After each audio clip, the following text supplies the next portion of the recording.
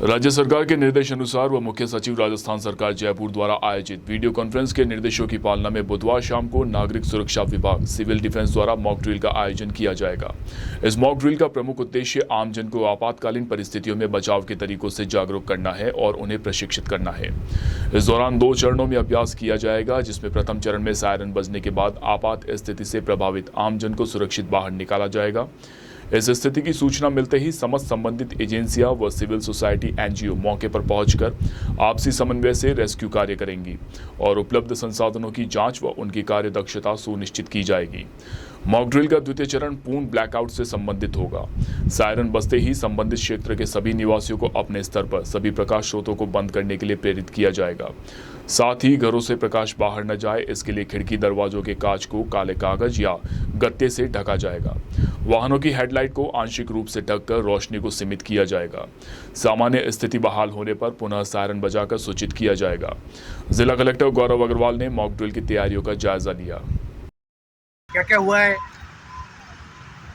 और उसके क्रम में अपन सबको, पूरी की पूरी सोसाइटी को अब एक तरीके से प्रिपेयर रहने की आवश्यकता है, क्योंकि प्रिपरेशन, आपका जितना अच्छा प्रिपरेशन होगा, यदि इस तरह की कोई इवेंचुअलिटी होती है तो उस समय कम से कम लॉस आपका हो सकता है।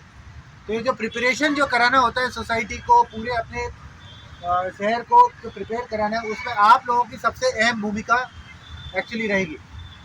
अभी तक ठीक है, जब तक अपना पीस टाइम होता है, अपन सबके रूटीन के अंदर, आप लोगों की भी रूटीन के अंदर ड्यूटी लगती है, रूटीन के अंदर अपना काम रहता है। लेकिन वर्तमान में जो समय है वो रूटीन का समय नहीं है।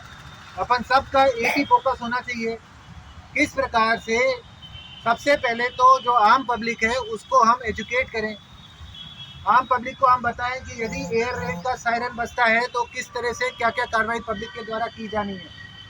यदि रात के टाइम पे सायरन बजता है तो किस प्रकार से ब्लैकआउट की कार्रवाई की जानी है। ओके, ब्लैकआउट किस तरह से 100% अपने को सक्सेस करना है, ये अपने को दूसरी कार्रवाई होगी। रात को कैसे सायरन बजेगा, अभी सायरन बजाने के लिए अपन मैनुअल आप लोगों में से किसी की ड्यूटी लगाएंगे और वो जो वहाँ बैठा है व्यक्ति, वो तत्काल एक साथ सारे सायरन अपने को बजाने हैं, आज दिन में भी और रात के अंदर।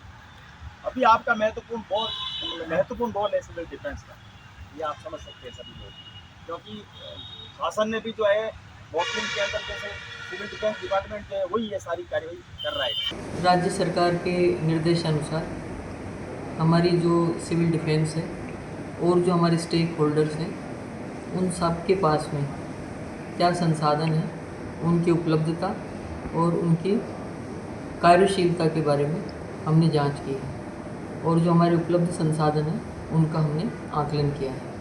उसके अलावा संभाग के हमारे जितने भी कलेक्टर्स हैं उन सब के साथ में मैं निरंतर संपर्क में हूँ। जो हमारी अदर एजेंसीज़ हैं उन सब के साथ में भी मैं निरंतर संपर्क में हूँ और इन सब गतिविधियों की जो भी वर्तमान में चल रही हैं उनकी नियमित रूप से समीक्षा की जा रही है।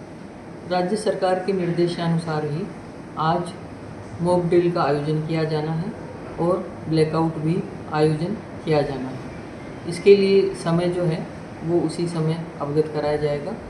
मेरी आप सबके माध्यम से हमारे संभाग के समस्त निवासियों से, समस्त नागरिकों से ये अपील है कि जो मॉक ड्रिल का आयोजन है और जो ब्लैकआउट का आयोजन है, उस दौरान किसी भी तरह से पैनिक होने की आवश्यकता नहीं है। ये सब चीज़ें हमारी किसी पूर्व तैयारी का हिस्सा हैं और इन सब चीज़ों से हमें किस प्रकार से निपटना है, किस प्रकार से हमें इस दौरान चीज़ों को हैंडल करना है, ये सब तैयारियों का जायज़ा लेने के लिए ये चीज़ें आयोजित की जा रही हैं। मॉक ड्रिल का समय और ब्लैकआउट का समय राज्य सरकार द्वारा निर्धारित किया गया है।